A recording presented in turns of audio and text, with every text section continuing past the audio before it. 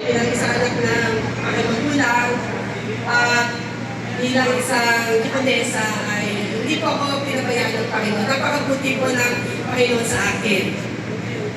Pangalawa po, nagpapasalamat po na ako sa aking pamilya, sa aking nanay at tatay. Yun po yung medyo malungkot ako kasi hindi nila inabot yung 60th birthday ko.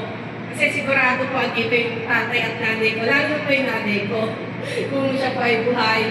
Pero kapatid ko, pamangkin ko. Kasi po ay, nung Sunday po, after ng PXCC, lumabas na po kami. Kasi, alam ko, hindi na sila babalik ngayon. Wedding anniversary po kasi ng kapatid ko, sa Tagaytay sila nag-celebrate. Kaya tama-tama, anniversary ng Yemili, sinamantala ko na po.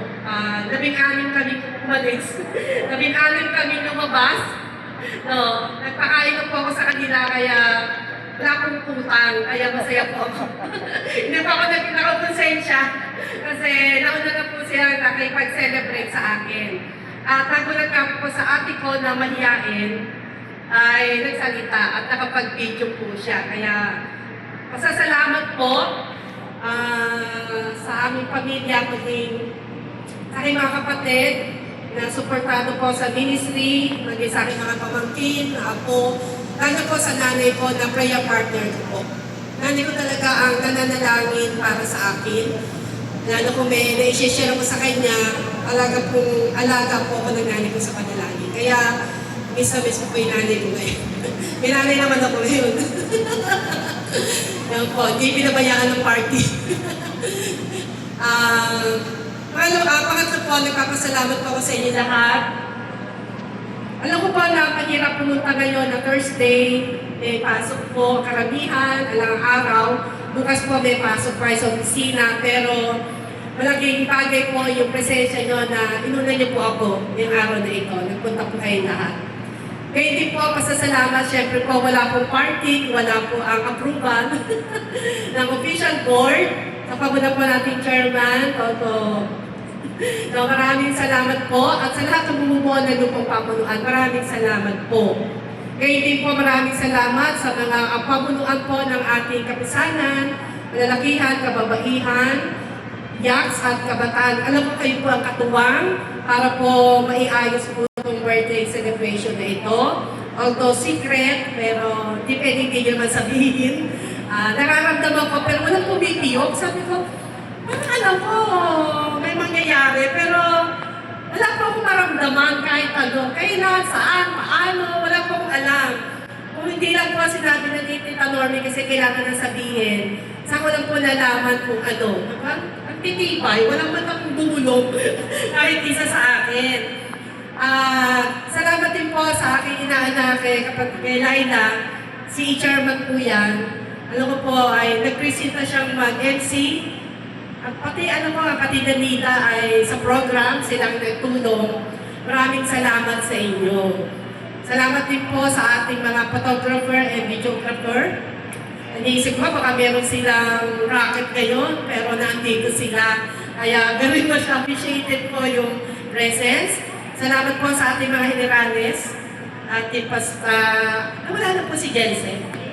May kausap po sa labas, may ka-meeting sa ating Geneva, DS.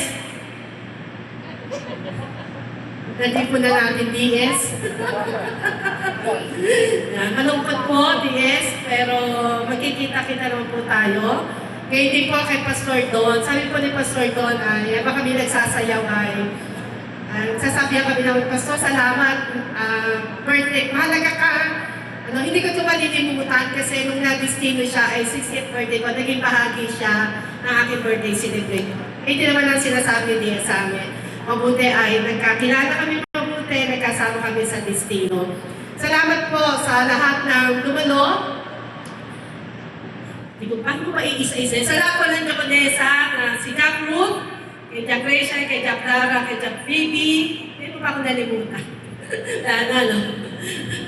Salamat po sa mga pastor, kay Pastor Joel, kay Pastor Paul, kay Pastor Roy, kay Pastor Rick. Hindi pa ako nalimutan. Pastor? Tony Gorospe, maraming po salamat sa inyo lahat. Pastor Alex. Pasensya na mo. Hindi kasi ako nagsulat. Pero, alam mo po, yung punong abala ay ang Tita Normie. Kahapon ko po chat niya, alas ready na, hindi pa, pero hindi ko isalan, alas ready na, hindi pa siya nagbe-breakfast. Sa dami na chinachat, kaya sabi ko ay, kumain na po kayo, mag-breakfast muna kayo. At minsan sasabihin niya, magpapahinga muna ako dahil sa kanyang mga detalye na sinasabi po. Maraming po salamat, Tita Normie, sa inyong pagmamahal. Kasi sabi ko siya muna nanay ko. Kaya maraming salamat po sa inyong lahat. Nung ako po ay muna, sasabi ko po, isa po ako sa pinakapapalad na Japonesa ng Heavy Leaf. Kapagkat nang po akong na-disinit ito, 1999, tinawag po ako, galing Pabon, bakit po ako sa PICC po nun eh. Pagtawag po ng pangalan ko, mata ko yung luha sa mata ko. Sa takot. Eh di, wala naman akong damdamin. Basta pumapatak lang yung luha sa isang mata lang. Pinahit ko lang siya ng simple. Nakita ko ni Pastor Dakila kasi nasa unahan siya eh. Pagbaba ko, umiyak ka. Hindi ako umiiyak. Nakita ko, pinahit ko ang luha ko. Kasi unexpected ko talaga na mag-destino ako ng Aniban kasi sinubaho ako para mag-destino ng Aniban. Wala po sa hinagap ko na madadala ko ng Aniban. Kaya medyo nagliliit ako dahil sinuba ko. Kasi sa mga district meeting, kilala ko yung mga taga-Aniban. Tapos dadalhin ako doon. Wala naman akong koneksyon. Nakilala ko lang si Ellis Peñalosa kasi siya po yung aking advisor ng third year high school sa Tirona. Siya yung kakilala ko po. Pero, takot po ako lagi sa Aniban. Nagkakaroon pa po ang chairman of the board, Tita Normie. ang chairman ng CE, Tita Normie. Dumadating siya na pag kinakausap ako, wala akong maintindihan. Eh, nasabi ko sa kanya, pakinulit po. Kasi talaga ay pumasok sa isip ko dahil sa sobrang Takot. sobrang takot ko. No. Pero nagkapasalamat ko yung tao pinakatakutan ko naman. Hindi naman pala dapat katakutan. Siya po yung talaga din na nag-alaga din po sa akin. Kaya isip ko po na hindi ko rin po akalain na tatagal ako sa Aniban. Kasi hindi naman po talaga madaling mag-destino sa Aniban. First 2 years pa, lagi po ako umiiyak. Hindi ko pa alam, nahirapan po ako. Natandaan ko po ang payat-payat ko dahil may thyroid ako. Di ba napakapayat ko? Isang bulati na lang paper. Inisip ko po, ito na yung graceful exit ko.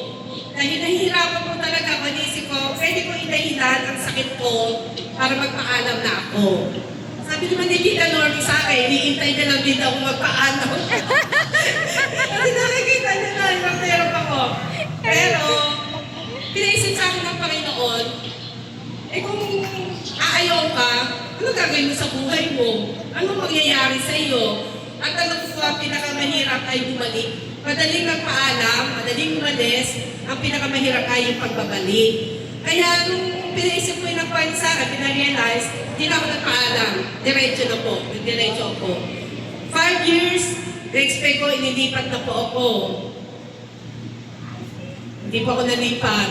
Sabi ko, siguro 10 years lang ako. Mahaba na yung 10 years, no? Para sa isang destino.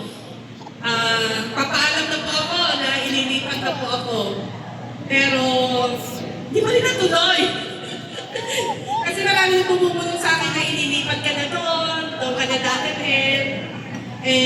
Isip ako na, baka 15 years. Baka 20 years. Pero, siguro po, hindi ko po alam. Ano niyo ba ang tanong sa akin ni Bishop? May isa pong destinuhan, kakadestino pa lang sa Aniban. April, meron kami seminar. Pinatawag na po ako ni Bishop Lazaro. Hindi po ako pinatawag. Doon kami natulog sa bahay niya.